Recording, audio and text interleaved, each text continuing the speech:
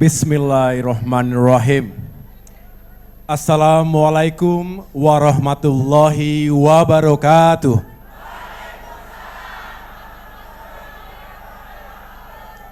Salam sejahtera untuk kita semua.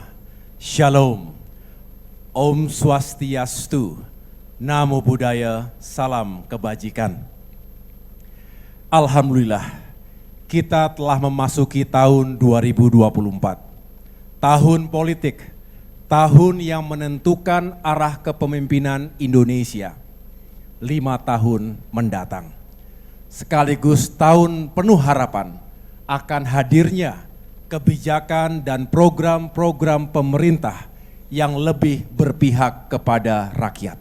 Karenanya, di tengah-tengah perjalanan saya berkampanye di Jawa Barat ini, saya berhenti sejenak di kota Bandung, tempat saya dilahirkan, tumbuh kembang semasa remaja, hingga menemukan jodoh saya di sini. Di kota ini pula, Pak SBY menghabiskan lebih dari separuh masa pengabdiannya di militer. Untuk itu, dari kota perjuangan yang penuh sejarah dan kenangan ini, izinkan saya untuk menyapa dan berbicara kepada 204 juta rakyat Indonesia yang memiliki hak pilih pada tanggal 14 Februari 2024 mendatang. Hadir bersama saya di ruangan ini, para petani dan nelayan, guru honorer, pelaku dunia usaha, pelaku UMKM, buruh, ibu rumah tangga, veteran, seniman, dan dari kalangan profesi lainnya, serta para pelajar, mahasiswa, dan masyarakat yang mewakili berbagai macam komunitas. Hadir pula bersama kami Presiden Republik Indonesia ke-6, Bapak Susilo Bambang Yudhoyono. Bagi kami, Pak SBY seperti Kresna dalam tokoh pewayangan. Sebagai pengayom dan pelindung, Kresna juga kita kenal sebagai sosok atau tokoh pemelihara perdamaian, keadilan, dan kesejahteraan. Rakyat Indonesia yang saya cintai dan saya banggakan, yang menjadi perhatian masyarakat saat ini adalah dinamika pemilihan presiden. Apalagi di setiap acara debat publik, lebih dari 53% pemirsa televisi menyaksikannya. Hal ini sangat dimengerti karena memang memilih pemimpin bangsa akan menjadi perhatian masyarakat luas. Namun dalam pemilu 2024 ini, di mana Pilpres dan Pileg akan dilaksanakan secara serentak, maka sebagai peserta Pileg, Partai Demokrat tetap memiliki kewajiban dan tanggung jawab politik untuk menyampaikan intisari dari visi, misi, dan pandangan politik kami. Adapun dalam konteks Pilpres, tentu saja Partai Demokrat juga terus berpartisipasi dan berkontribusi untuk memenangkan Prabowo Gibran sebagai pasangan Capres-Cawapres yang kami usung. Beberapa kali saya mendampingi kampanye Pak Prabowo di Jawa Barat, Banten, Sumatera Barat, Jawa Timur, dan Aceh. Para kader dan simpatisan Partai Demokrat juga hadir, sukacita menyambut kedatangan Bapak Prabowo. Mimbar hari ini adalah forum untuk menyampaikan visi dan perjuangan Partai Demokrat 5 tahun ke depan yang akan kami perjuangkan. Melalui lembaga eksekutif, juga lembaga legislatif, baik pusat maupun daerah. Apabila Bapak, Ibu, Saudara kami, rakyat Indonesia, merasa cocok dengan apa yang hendak diperjuangkan oleh Partai Demokrat, tentu saja kami sangat memerlukan dukungan Bapak, Ibu, Saudara-saudara sekalian, agar perjuangan tersebut dapat dicapai dengan baik. Saudara-saudara, Dalam beberapa kesempatan bertemu dengan masyarakat di berbagai daerah, baik saat saya berkunjung ke Sumatera, Kalimantan, Sulawesi, Nusa Tenggara, maupun di berbagai wilayah Jawa, muncul pertanyaan dari kalangan masyarakat. Apakah Demokrat masih bisa memperjuangkan agenda perubahan dan perbaikan, seraya melanjutkan hal-hal yang sudah baik, sementara tidak ada kader Demokrat yang menjadi calon presiden atau calon wakil presiden? Jawabannya, tetap bisa dilakukan. Karena faktanya, hampir di semua koalisi ada unsur pemerintahan dan unsur di luar pemerintahannya. Artinya sebetulnya posisi kita sama saja. Terkait agenda perubahan dan perbaikan, sebelum Demokrat resmi mengusung Bapak Prabowo Subianto, telah dilakukan dialog yang intensif di tingkat Majelis Tinggi Partai. Pada prinsipnya, Bapak Prabowo mewadahi pemikiran Partai Demokrat untuk melakukan agenda perubahan dan perbaikan, seraya melanjutkan hal-hal yang sudah baik. Bahkan saya sudah menyampaikan langsung terkait hal ini pada saat deklarasi Bapak Prabowo Subianto sebagai calon presiden di Jakarta, maupun ketika kami melakukan pembekalan bagi seluruh calon anggota legislatif dari Partai Demokrat yang juga dihadiri secara langsung oleh Bapak Prabowo di Madiun, Jawa Timur beberapa saat yang lalu. Untuk itu, pada agenda pidato saya kali ini, saya akan berbicara tentang konsistensi, arah, sikap dan posisi politik serta perjuangan Partai Demokrat dengan tema kesejahteraan untuk semua. Kesejahteraan tidak diartikan secara sempit, hanya berbentuk terpenuhinya kebutuhan rakyat yang bersifat fisik dan material, seperti pekerjaan, penghasilan, dan daya beli. Tapi juga terpenuhinya kebutuhan yang bersifat non-fisik, seperti keamanan, kedamaian, kerukunan, ketentraman, kebebasan, dan juga keadilan. Rakyat Indonesia yang saya cintai dan banggakan, pada berbagai kesempatan bertemu dan berdialog dengan masyarakat, banyak yang mengeluhkan tentang mahalnya harga-harga sembako, langkanya barang-barang bersubsidi, seperti pupuk untuk petani dan solar untuk nelayan. Masyarakat juga banyak yang bercerita tentang beban utang yang melilit kehidupan mereka. Sementara itu, di kalangan anak muda, tidak sedikit yang mengaku sulit mendapatkan pekerjaan. Padahal mereka sudah kuliah, mereka sudah sekolah. Banyak juga yang menjadi korban PHK. Sedangkan pada tahun 2030, Indonesia akan mencapai puncak bonus demografi. Penduduk berusia produktif meningkat secara signifikan. Namun, pada saat ini, lebih dari separuh pengangguran terbuka di Indonesia justru didominasi oleh anak-anak muda berusia 15 hingga 40 tahun.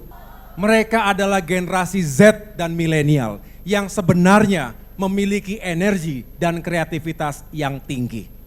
Selain itu, saya juga sering mendengar dan mengamati betapa sulitnya generasi muda dan keluarga baru untuk memiliki rumah hunian yang layak. Penyebabnya, tingginya harga rumah hunian saat ini tidak sebanding dengan penghasilan mereka.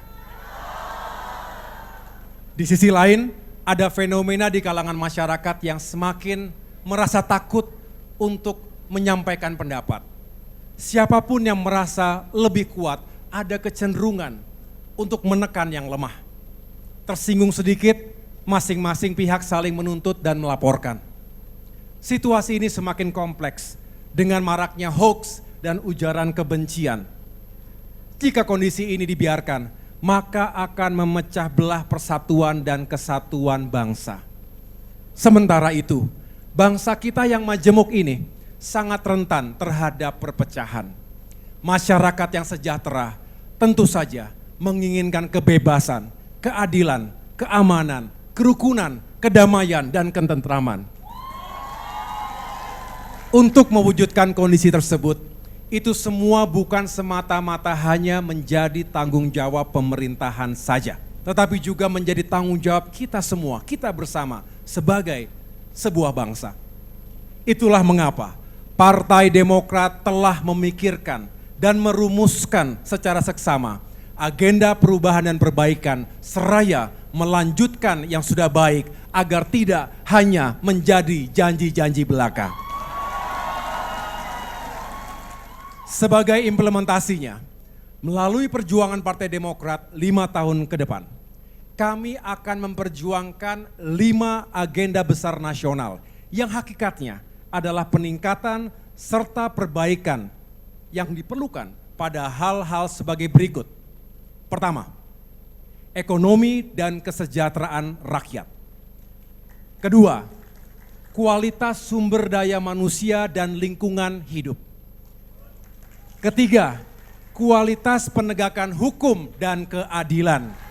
Keempat, kehidupan demokrasi dan kebebasan rakyat. Dan kelima, tata kelola pemerintahan. Dari kelima agenda besar tersebut, kami menjabarkan dalam 14 program prioritas Partai Demokrat, yaitu pertama, meningkatkan kesejahteraan rakyat agar hidupnya makin layak. Kedua, meningkatkan ketersediaan lapangan pekerjaan untuk rakyat, termasuk generasi muda dan kaum perempuan. Ketiga, meningkatkan perlindungan dan bantuan kepada UMKM melalui pelatihan, akses permodalan, dan pemasaran. Keempat, melanjutkan semua program-program pro rakyat era pemerintahan Presiden SBY dan Presiden Jokowi. Kelima, meningkatkan kembali pertumbuhan ekonomi menuju 6% atau lebih. Keenam, menggalakkan dan meningkatkan investasi serta dunia usaha agar tercipta lapangan kerja yang lebih luas serta penerimaan pajak yang lebih besar. 7, kontrol utang pemerintah dan BUMN agar ekonomi nasional tumbuh lebih sehat. Kedelapan, melanjutkan pembangunan infrastruktur, termasuk infrastruktur di pedesaan. Kesembilan, meningkatkan pembangunan SDM Indonesia melalui pendidikan berkualitas dan terjangkau dari SD hingga perguruan tinggi. Kesepuluh, meningkatkan infrastruktur dan fasilitas kesehatan, serta kualitas dan kemudahan pelayanan kesehatan di seluruh tanah air. Kesebelas, menyelamatkan bumi dan lingkungan kita yang makin terancam oleh krisis iklim. 12, menjamin penegakan hukum termasuk pemberantasan korupsi yang dilaksanakan secara adil dan tidak tebang pilih. 13, meningkatkan kualitas kebebasan sipil dan kemerdekaan pers untuk menjaga dan merawat pilar-pilar demokrasi. Dan terakhir, ke-14, menjaga nilai-nilai kesetaraan dan keseimbangan antara lembaga negara sesuai prinsip checks and balances dalam sistem presidensial. Dari 14 program prioritas tersebut, fokus utama kami tentu bagaimana meningkatkan kesejahteraan untuk seluruh rakyat Indonesia. Demokrat akan menjadi garda terdepan dan motor penggerak untuk upaya itu. Orientasi pembangunan yang dianut Partai Demokrat adalah people first. Rakyat tidak boleh susah, harus makin sejahtera. Rakyat tidak boleh susah, harus makin sejahtera. Caranya, kita harus mengejar pertumbuhan ekonomi yang tinggi, 6% atau lebih. Kita harus terus perbaiki iklim investasi untuk menunjang pembangunan, tentu pembangunan yang tidak harus merusak lingkungan. Selain itu, kita harus mengendalikan utang pemerintah dan BUMN agar ekonomi nasional tumbuh lebih sehat. Ekonomi yang tumbuh tinggi akan membuka lapangan pekerjaan yang semakin luas. Rakyat harus punya penghasilan yang memadai. Dengan begitu, rakyat akan punya daya beli yang tinggi. Kita juga harus memajukan dunia usaha dan investasi, termasuk memperkuat UMKM. Di antaranya, dengan memberikan insentif permodalan, memberikan keringanan, serta kebijakan lainnya yang mendukung terciptanya lapangan kerja seluas-luasnya. Jika dunia usaha maju, kaum buruh dan para pekerja juga lebih sejahtera dan tidak dihantui oleh ancaman PHK. Tak lupa, kita perbaiki tata kelola BPJS Ketenagakerjaan dan juga sistem pelayanan dan perlindungan bagi TKI. Selain itu, Partai Demokrat akan memperjuangkan agar harga-harga kebutuhan pokok menjadi lebih murah. Subsidi pupuk untuk para petani, subsidi solar untuk para nelayan juga harus tersedia dan terjangkau. Stop impor pangan saat panen. Kemudian, Partai Demokrat juga akan memperjuangkan agar gaji ASN, guru, tenaga kesehatan, TNI, Polri, perangkat desa, dan pensiunan naik setiap tahun. Sesuaikan gajinya dengan tingkat inflasi. Jangan sampai gaji mereka tekor untuk memenuhi kebutuhan hidup sehari-hari. Dan juga angkat pegawai dan guru honorer menjadi ASN secara bertahap. Rakyat Indonesia yang saya cintai. Sementara itu, untuk meningkatkan kesejahteraan rakyat, kita membutuhkan kualitas sumber daya manusia yang unggul. Untuk itu, kita akan melakukan pembangunan kapasitas dan karakter bangsa yang terintegrasi antara pendidikan formal di sekolah dan pendidikan informal, baik di lingkungan keluarga maupun masyarakat. Kita juga akan meningkatkan akses terhadap pendidikan, baik di kota maupun di desa, untuk menghasilkan SDM yang berpengetahuan dan memiliki keterampilan khusus. Kita lanjutkan beasiswa prestasi, termasuk beasiswa untuk golongan kurang mampu, seperti dana BOS, beasiswa LPDP, bidik misi, beasiswa santri yang sudah ada sejak era pemerintahan Presiden SBY dan kini dilanjutkan oleh pemerintahan Presiden Jokowi. Kita juga akan memperkuat kerjasama antara pemerintah, lembaga pendidikan dan dunia usaha agar lulusan pendidikan kita lebih mudah terserap lapangan kerja sesuai pengetahuan dan keterampilannya. Bangun lebih banyak infrastruktur dan fasilitas pendidikan, termasuk memperbaiki sekolah, madrasah, dan pesantren-pesantren kita. Tingkatkan kapasitas dan kesejahteraan guru serta tenaga pendidikan. Terkait dengan upaya meningkatkan kualitas layanan kesehatan, kita akan membangun sistem kesehatan terpadu secara nasional melalui peningkatan kapasitas dan kesejahteraan dokter dan tenaga kesehatan serta pembangunan rumah sakit dan puskesmas baik di wilayah tertinggal, terdalam maupun terluar. Kita juga akan memperbaiki kualitas layanan dan tata kelola BPJS Kesehatan.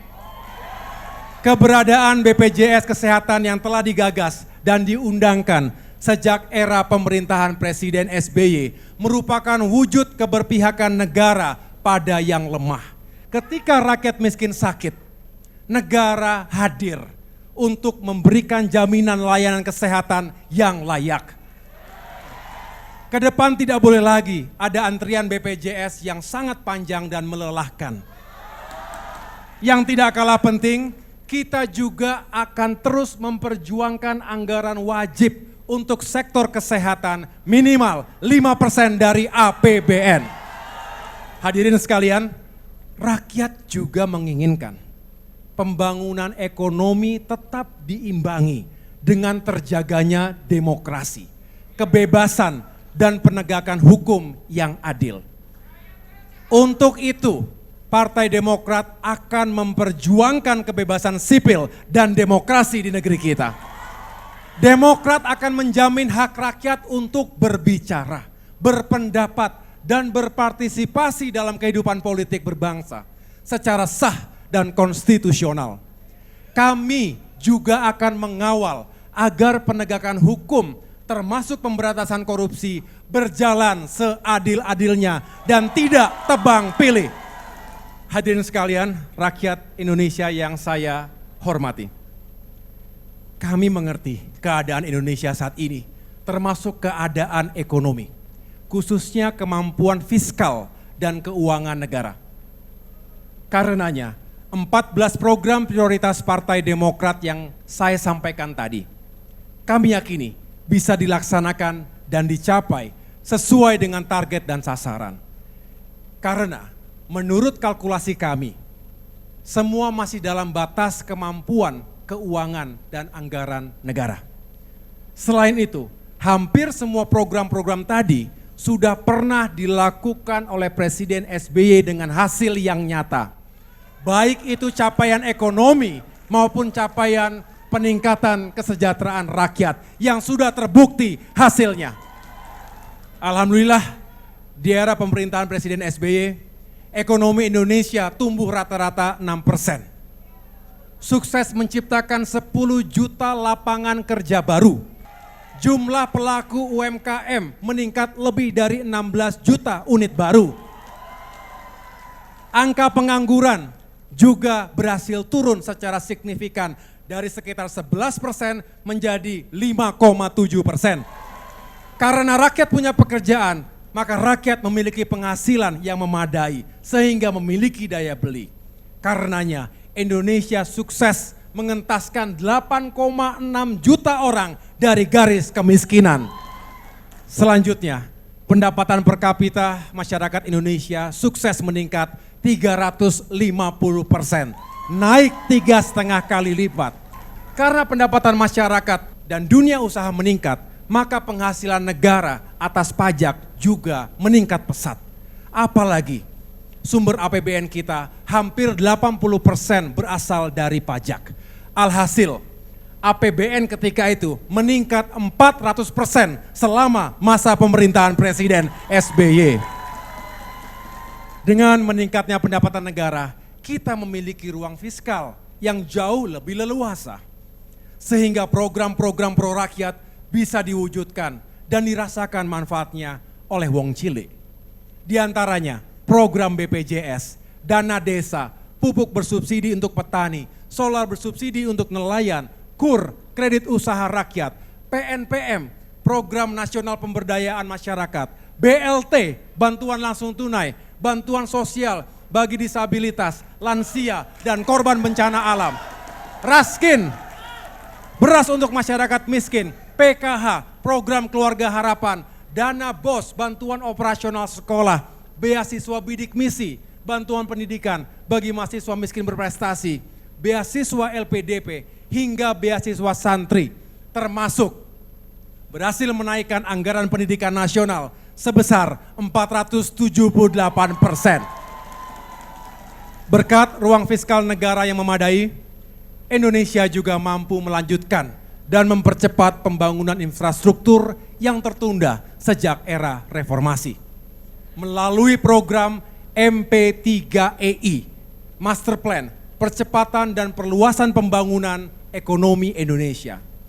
Bandara Kuala Namu di Sumatera Utara dan Bandara Sepinggan di Kalimantan Timur, Jalan Kelok 9 di Sumatera Barat, serta Jalan Tol Bali Mandara di Bali adalah beberapa contoh pembangunan infrastruktur di era Presiden SBY.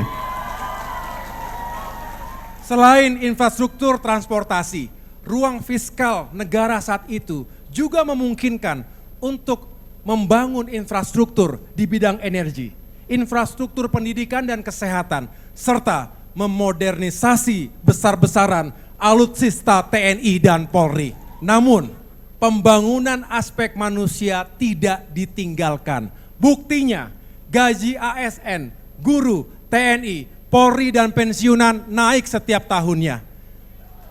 Selama 10 tahun, kenaikan gaji terjadi 9 kali dengan total kenaikan 112%. Yang tak kalah pentingnya, pemerintahan SBY juga sukses mengangkat 1,1 juta pegawai dan guru honorer menjadi ASN secara bertahap dan sesuai kemampuan keuangan negara. Selain berhasil membangun ekonomi dan meningkatkan kesejahteraan rakyat, pemerintahan era Presiden SBY dan Partai Demokrat berhasil mewujudkan perdamaian Aceh serta menuntaskan penyelesaian konflik vertikal dan horizontal lainnya seperti di Papua, Ambon, Sampit, dan Poso.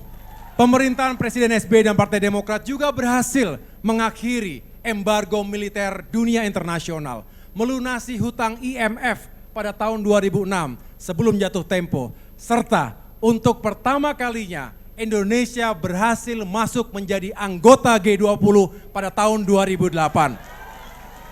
Ketika itu Indonesia semakin dihormati dan disegani oleh dunia internasional. Kemudian pemerintahan Presiden SBY terbukti mampu mewujudkan pertumbuhan ekonomi 6% atau lebih di atas bangunan demokrasi yang kian matang. Tidak terjadi eksploitasi, politik identitas, dan politik fitnah yang memecah belah kita. Hukum dijalankan tidak dengan tumpul ke atas dan tajam ke bawah, atau tumpul ke kawan dan tajam ke lawan. Artinya, mitos telah dipatahkan bahwa kita tidak perlu lagi memilih antara demokrasi atau pertumbuhan ekonomi. Terbukti ketika itu, keduanya bisa berjalan beriringan. Bapak, Ibu hadirin sekalian, kalau saya mengangkat berbagai kebijakan dan program pemerintahan Presiden SBY yang hasilnya nyata tadi, saya tidak bermaksud hanya untuk bernostalgia atas masa lalu. Tujuan saya adalah 14 agenda perjuangan Demokrat ini bukan sesuatu yang ngawang-ngawang atau hanya lamunan, tetapi pernah dilakukan di masa lalu. Kalau di masa lalu pemerintah dan bangsa Indonesia mampu mencapai sasaran pembangunan yang tidak mudah tadi, maka saya yakin dan kita semua harus yakin bahwa di masa depan pemerintah dan bangsa kita juga akan mampu melaksanakan hal yang sama, bahkan justru lebih baik lagi. Rakyat Indonesia yang saya cintai dan banggakan, setelah kami menjelaskan bahwa agenda kesinambungan, perubahan dan perbaikan tetap dapat dilakukan pada posisi Partai Demokrat di koalisi Indonesia Maju saat ini, maka kami berharap masyarakat Indonesia bisa mengetahui konsistensi Demokrat dalam memperjuangkan kehidupan rakyat yang lebih baik. Berkaitan hal ini, saya juga meyakini masyarakat mengetahui mengapa Demokrat tidak lagi berada di koalisi yang lama. Ini terjadi karena perlakuan kepada Partai Demokrat yang sungguh tidak mengindahkan nilai-nilai moral dan etika yang sepatutnya. Kami memohon masyarakat dapat memahami situasi Partai Demokrat yang sangat tidak mudah waktu itu.